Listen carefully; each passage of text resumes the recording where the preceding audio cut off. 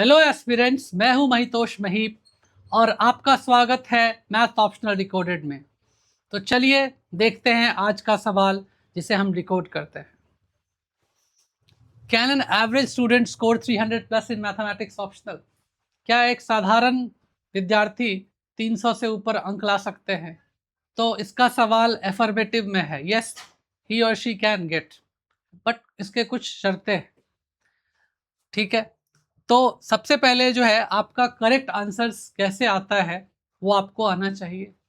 Secondly, अगर एक average student अगर एक्स्ट्रा ऑर्डिनरी एफर्ट करे, अपने गलतियों को सुधारे, अगर आंसर वेरिफिकेशन टेक्निक को समझे, अपने स्ट्रेंथ और वीकनेसेस पे काम करे और वो उसको बार बार रिवीजन करे, तो डेफिनेटली वो इस एग्ज़ाम में 300 से ऊपर का अंक प्राप्त कर सकता है। लेकिन इसमें 3 बातें मैं हमेशा कहता हूँ, वो है कि उसको चाहिए डेडिकेशन, डिसिप्लिन और डिवोशन। और किस दिशा में?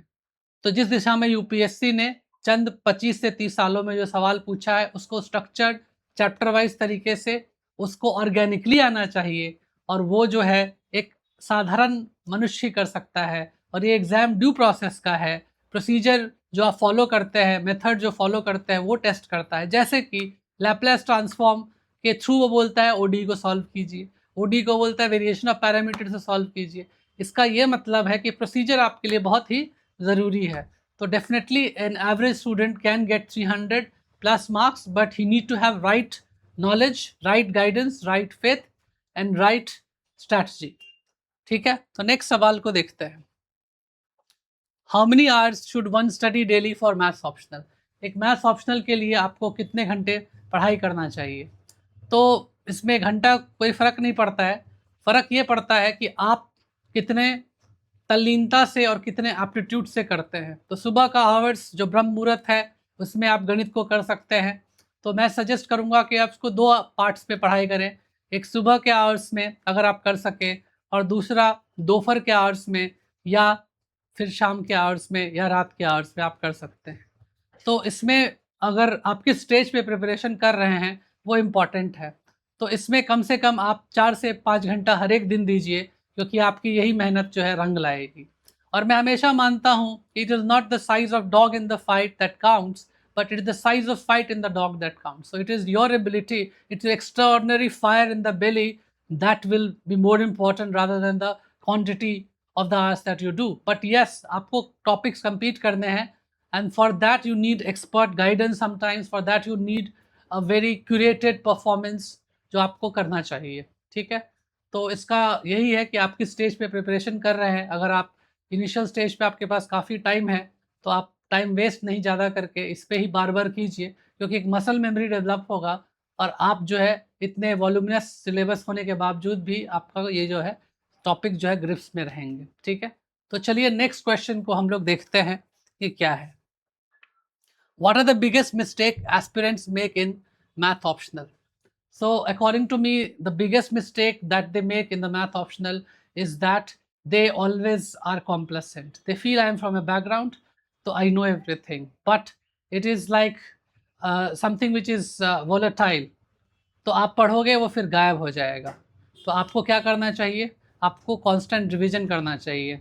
ठीक है, सेकेंडली वो क्या गलती करते हैं कि वो बिना तैयारी के रैंडम टेस्ट पेपर्स या फिर सब स्टैंडर्ड मटेरियल और नोट्स को पढ़ते हैं, जो कि यूपीएससी को बार को नहीं समझ पाते हैं।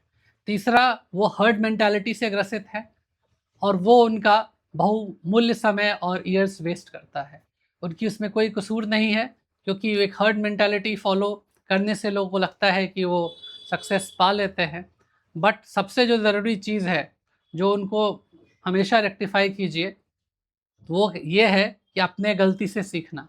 अगर वो क्लास में पढ़ाई करते हैं या अपने आप को सिलेबस देखते हैं तो उन्हें पहली बात तो सिलेबस ऑर्गेनिकली दिमाग में नहीं बैठा होता है। दूसरा, उन्हें आईएएस और आईएफएस के सिलेबस के अंतर में पता नहीं होता है। तीसरा, उन्हें हर एक सवाल लगता है कि ये यूपीएससी का सवाल है। यूपीएससी में वही सवाल पूछे जाते हैं जो उसके सिलेबस के अंदर है।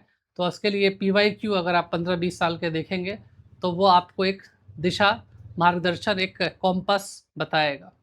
ठीक है, तो definitely the most important thing is that to err is human and to forgive divine, but इस एग्जामिनेशन में if you are committing mistake time and again, then what happens that this will be something which will be very detrimental to your preparation, right?